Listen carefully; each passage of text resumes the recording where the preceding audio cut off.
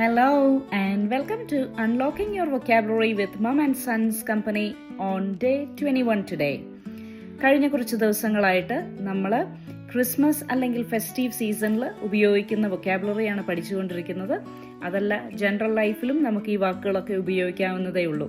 കഴിഞ്ഞ ദിവസത്തെ വാക്കുകൾ ശ്രദ്ധിക്കാത്തവർ മം ആൻഡ് സൺസ് കമ്പനി എന്ന ചാനലിൽ പോയാൽ, അതായത് നമ്മുടെ സ്വന്തം ചാനലിൽ പോയാൽ നിങ്ങൾക്ക് വീഡിയോസ് കാണാവുന്നതാണ്. പേപ്പറും പെന്നും എടുത്ത് എഴുതുക, അല്ലെങ്കിൽ മൊബൈലിൽ റെക്കോർഡ് ചെയ്യുക, അതുമല്ലെങ്കിൽ നിങ്ങളുടെ കമ്പ്യൂട്ടറിൽ ടൈപ്പ് അപ്പ് ചെയ്ത് സേവ് ചെയ്യുക. Okay, let's come to today's word now. ഇന്നത്തെ വാക്കാണ് relish. RELISH. relish എന്ന വാക്കിന്റെ അർത്ഥം ആസ്വാദനം, രുചി, താത്പര്യം, സ്വാദ്, രസം, ഇഷ്ടം എന്നൊക്കെയാണ്. ഈ വാക്ക് നമുക്കൊരു നൗൺ ആയിട്ടും അല്ലെങ്കിൽ ഒരു വേർബ് ആയിട്ടും ഉപയോഗിക്കാം. ആദ്യം പറഞ്ഞ അർത്ഥങ്ങളൊക്കെ നൗണായിട്ടാണ് ഉപയോഗിക്കുന്നത്.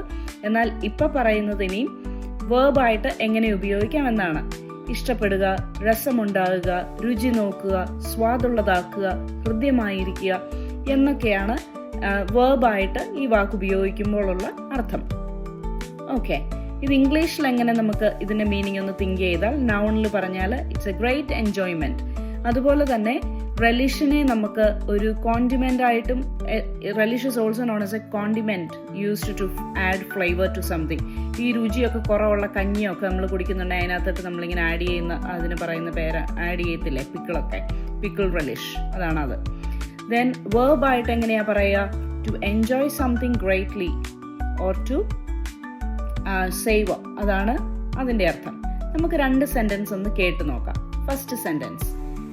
Okay, first sentence is add some relish to your food. Okay, you can add some relish to your food to enhance the flavor. അതാണ് ഫസ്റ്റ് സെന്റൻസ്, നൗൺ ആയിട്ട് പറഞ്ഞാൽ. Second sentence, take time to relish the beauty of nature. പ്രകൃതി ഭംഗി ആസ്വദിക്കാൻ നിങ്ങൾ കുറച്ച് സമയം കണ്ടെത്തൂ. അതാണ് സെക്കൻഡ് സെന്റൻസിന്റെ അർത്ഥം. Okay, I hope you enjoy this.